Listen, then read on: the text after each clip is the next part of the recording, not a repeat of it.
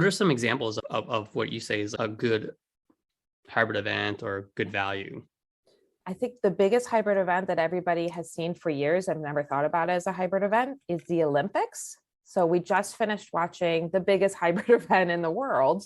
So they do it beautifully. So the in-person audience is in the stands. They're able to touch the snow. They're able to see the athletes.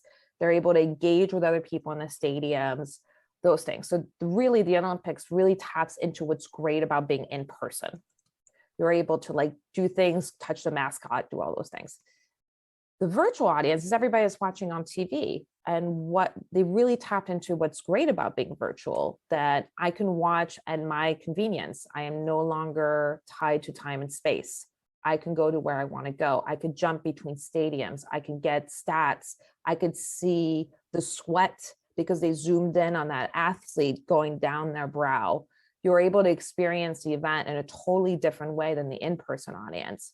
And it's not less though. It's not less than the in-person. It's just different. And I think that's the ultimate hybrid experience that everybody can relate to.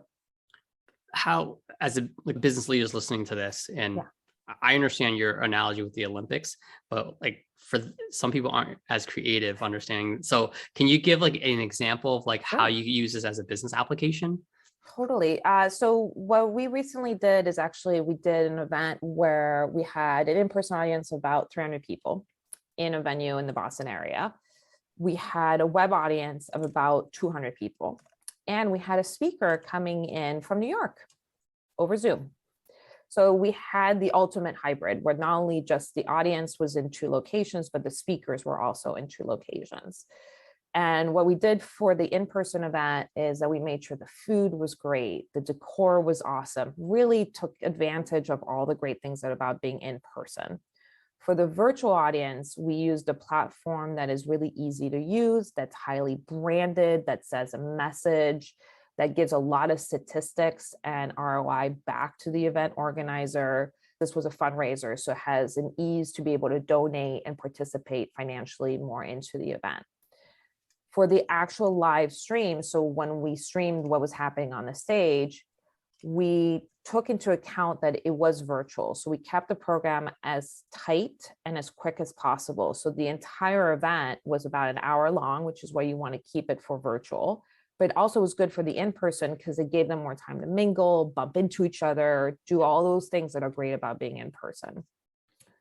Additionally, we hide a little bit of a mic feed in the audience. So if you're listening virtually, all of a sudden you hear the clapping, you hear the cheering, and it's not just getting picked up by the other mics in the room. It's as if you're sitting in the room. And those are like little tricks that could really help break that fourth wall a little bit. We also pull up the chat that's happening virtually. We pull it up on the stage on the screen and have the MC that's on the stage engage with that chat. So it'd be like, oh my God, and we have a message from Steve. Steve, we're so happy you're here. Where are you coming in from? And they're able to chat back and have that type of real-time interaction. We coach the speakers ahead of time and be like, hey, while you're talking to the audience in the room, make eye contact with the audience. The camera at the back of the room is also your audience. So the same way you're going to connect visually with people in the room, add the camera at the back of the room as somebody that you're going to connect visually with throughout the program. So those types of little tricks, it sounds super simple, but if they're not done, again, that web audience is going to feel like they're just watching TV, which is not very exciting.